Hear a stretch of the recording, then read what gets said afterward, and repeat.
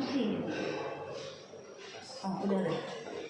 Assalamualaikum Pak. Waalaikumsalam Ibu, apa kabar? Alhamdulillah Pak. Silakan duduk Bu. Sudah siang Pak? Iya, ya. Lumayan gitu ya. Bagaimana Bu, kabarnya keluarga sehat? Alhamdulillah Pak baik. Oke, apa yang bisa dibantu Ibu?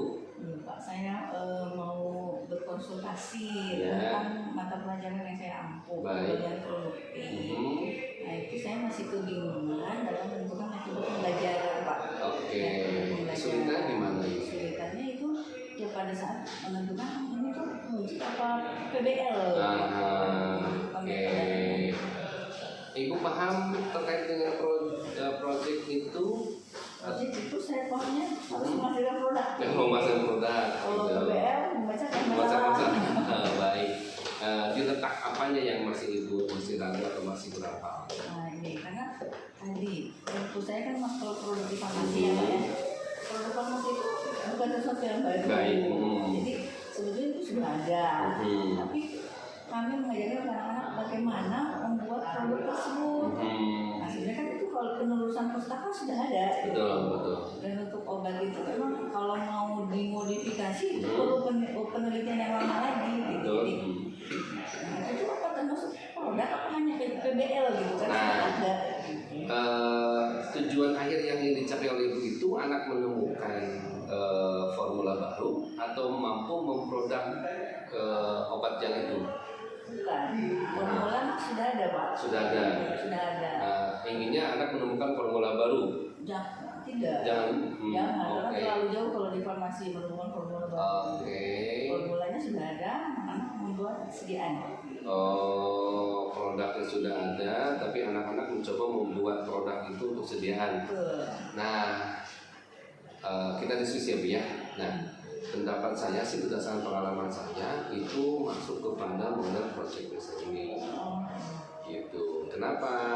Kan anak memproduk obat yang sudah ada sebagai sediaan dan obat ini kan nanti ujungnya kan bisa dipakai oleh anak itu sendiri atau oleh sekolah untuk di UKS saja.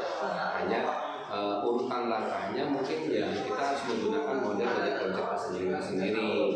Misalkan posisinya ibu membuat anak itu berkelompok gitu ya. Kemudian masing-masing kelompok itu menentukan dia akan membuat produk apa. Misalkan ini ada paracetamol, misalkan ada podrek atau ada apalah obat penurun panas atau ada seterusnya. Nah, kemudian nanti anak merancang gitu ya, menentukan produknya dulu, kemudian merancang alat dan bahan yang dibutuhkan, apa saja yang dibutuhkan. Kemudian mereka mencoba melakukan prosesnya sampai kepada bagaimana finishingnya, dan itu dalam satu uraian kegiatan yang tidak harus selesai dalam satu pertemuan. Semuanya ada jadwalnya. Jadi minggu pertemuan ini menentukan produknya, apa alasannya produk itu ditentukan. Kemudian minggu berikutnya misalkan menentukan alat dan bahan yang dibutuhkan. Minggu berikutnya adalah proses pengerjaan gitu ya, bahan alat-alat yang digunakan seperti apa disiapkan gitu. Minggu berikutnya nanti adalah finishing atau quality controlnya gitu kan. Nah itu adalah project based learning secara sederhana yang dilakukan di sekolah. Bisa dilakukan dalam beberapa kali pertemuan, biasanya nggak bisa satu pertemuan, itu beberapa pertemuan karena anak mulai dari awal proses sampai ke finishingnya, sampai produknya itu selesai. Ya karena kemarin masih bingung. Karena saya berprinsip ini bukan barang-barang, ini kan bukan penemuan Pak, tapi kita meng-create ya, menciptakan sesuatu yang sesuai yang sudah ada. Iya, baik. Itu masuk kepada project tersebut. Tapi tetap karena ada produk gitu kan. Iya.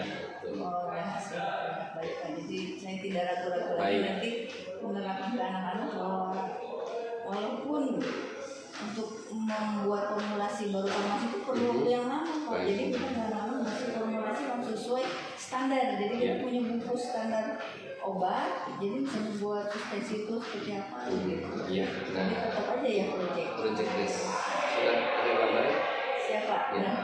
Lumayan. Alhamdulillah. Semangat Bu. Ya. Terima kasih Bapak pencerahannya. Jadi saya tidak ragu-ragu lagi untuk menerapkan PDWA di anak didik saya. Terima kasih Pak waktunya. Assalamualaikum.